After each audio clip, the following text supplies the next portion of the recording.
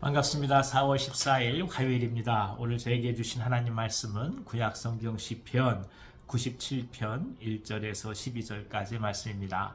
시편 97편 1절에서 12절 말씀을 읽어드리겠습니다. 여호와께서 다스리시나니 땅은 즐거워하며 허다한 섬은 기뻐할지어다. 구름과 흑암이 그를 둘렀고 의와 공평이 그의 보좌의 기초로다. 불이 그의 앞에서 나와 사방의 대적들을 불사르시는도다. 그의 번개가 세계를 비추니 땅이 보고 떨었도다. 산들이 여호와의 앞 곧 온 땅의 주 앞에서 밀랍같이 녹았도다. 하늘이 그의 의를 선포하니 모든 백성이 그의 영광을 보았도다. 조각한 신상을 섬기며 허무한 것으로 자랑하는 자는 다 수치를 당할 것이라. 너희 신들아 여호와께 경배할지어다. 여호와여, 시온이 주의 심판을 듣고 기뻐하며 유다의 딸들이 즐거워하였나이다. 여호와여, 주는 온 땅 위에 지존하시고 모든 신들보다 위에 계시니이다. 여호와를 사랑하는 너희여, 악을 미워하라. 그가 그의 성도의 영혼을 보존하사 악인의 손에서 건지시느니라. 의인을 위하여 빛을 뿌리고 마음이 정직한 자를 위하여 기쁨을 뿌리시는도다. 의인이여, 너희는 여호와로 말미암아 기뻐하며 그의 거룩한 이름에 감사할지어다. 아멘. 아멘. 오늘 말씀은 특별히 하나님의 의와 또 공평이 그의 보좌의 기초다, 이렇게 말씀하고 있습니다.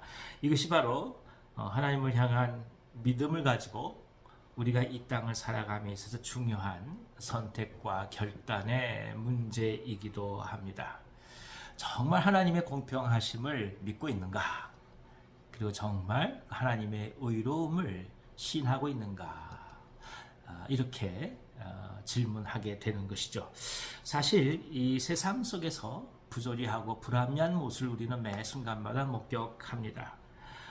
어려운 또 상황 속에서 과연 이런 일들이 허용될 수 있을까 하는 일들이 사회 도처에서 벌어지는 것도 많이 봅니다. 그럴 때마다 하나님의 공평과 의로움을 담대히 선포한다는 것이 과연 가능한 일인가 의문을 가질 수밖에 없죠. 또 사단은 또 지극히 이 문제를 가지고 우리들을 공격해 올 때도 많이 있습니다. 사실 오늘 이 시편을 고백하고 있는 시편 기자의 배경으로서 이스라엘을 예를 든다면 어느 민족보다도 고난과 고통을 많이 받은 민족입니다. 노예로 출발해서 자유인이 되었다가 다시 노예가 되고, 그리고 또 자유인이 되었다고 또다시 나라를 잃고 온 세계의 뿔뿔이 흩어질 수밖에 없었던 그런 역사적 고통을 갖고 있는 것이 유대인들, 이스라엘 사람들입니다. 근데 그럼에도 불구하고 이들이 이제 하나님을 향하여 고백하고 있거든요. 하나님은 의롭다, 공평하다라고 말이죠. 그럼 이것이 갖는 의미가 무엇일까요? 하나님의 공평과 의를 선언할 수 있기 위해서는 도대체 무엇이 그들로 하여금 그렇게 하나님을 찬미하게 했을까요? 한 가지라밖에 볼 수 없습니다. 무엇입니까? 인간의 불의와 죄와 허물을 그들이 보았기 때문입니다. 성경의 일관된 주제가 바로 이것이죠. 하나님의 의로움과 공평을 증명하기 위해 애쓰지 않습니다. 그러니까 천지 창조와 하나님의 섭리와 경륜을 증명하려고 애쓰지 않아요. 인간은 그 모든 하나님의 권위에 도전하다가 결국 자기가 범하고 있는 죄와 허물과 연약함과 그리고 부족함 속에서 비로소 하나님의 어미하심을 역설적으로 깨닫는다는 말씀입니다. 그렇기 때문에 욥이라든지 그 밖의 모든 믿음의 선진들이 항상 이 신정론의 문제로 갈등하다가 자신 안에 있는 죄악을 바라보면서 오히려 하나님을 다시금 볼 수 있었다고 고백할 수 있는 이유가 바로 여기에 있는 것입니다.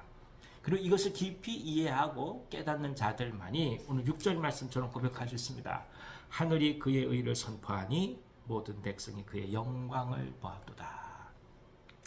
인간의 연약함, 그리고 인간이 모든 것을 할 수 없다라는 것을 깨닫는, 지극히 피조물의 피조물성을 이해하게 될 때 비로소 하나님의 주권과 하나님의 영광이 우리 앞에 온전히 보여지고 체험된다는 뜻이기도 합니다. 심지어 이렇게 하나님의 주권을 고백하고 나자 그 당시에 있었던 모든 이방신들마저도 여호와께 경배할지어다. 이렇게 시편 기자는 얘기하고 있습니다. 이 지존하신 하나님은 오늘 우리에게 예수 그리스도로 찾아오셨습니다. 결국 우리가 함께 읽은 이 시편 말씀도 메시아 시편의 일부라고 바라볼 때 결국 하나님의 위대하심과 예수 그리스도의 메시아됨이 깊이 연결되면서 오늘 또 한번 고백할 수 있다라는 말씀입니다.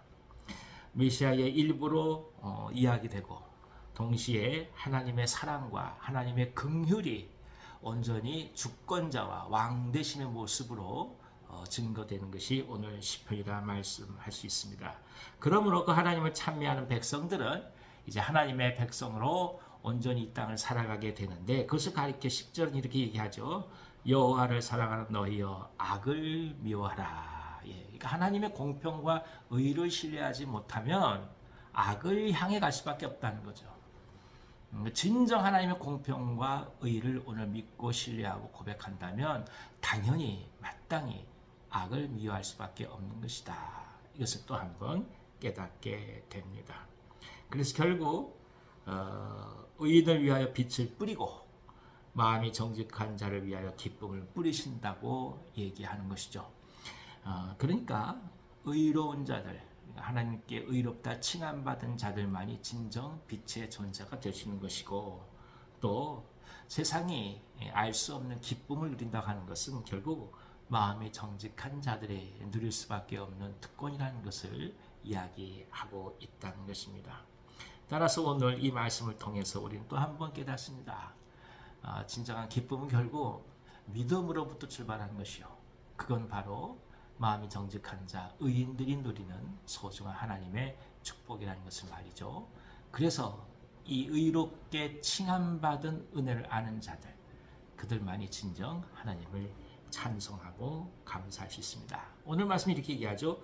의인이여 너희는 여호와로 말미암아 기뻐하며. 그렇죠. 무엇을 인하여서 우리가 기뻐할까요? 원하는 것들이 이루어져서 기뻐할 수도 있고 또 행복한 일들이 가운데 있어서 기뻐할 수도 있겠습니다만 그러나 시편 기자는 한결같이 얘기합니다. 여호와로 인하여 기뻐하라.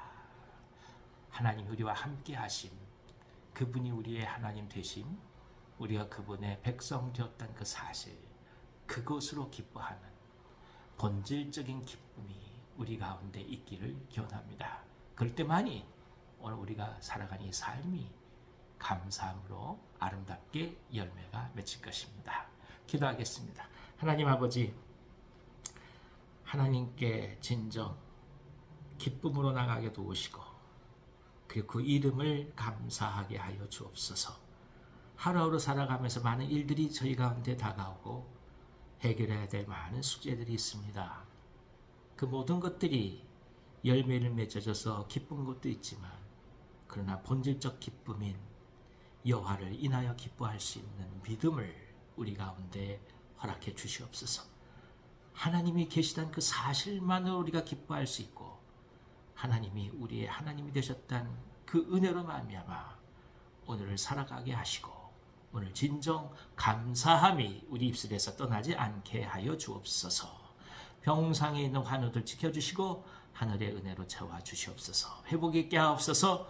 예수님의 이름으로 감사하며 기도하옵나이다. 아멘. 아멘. 오늘 하루도 기쁨으로 승리하시기 바랍니다.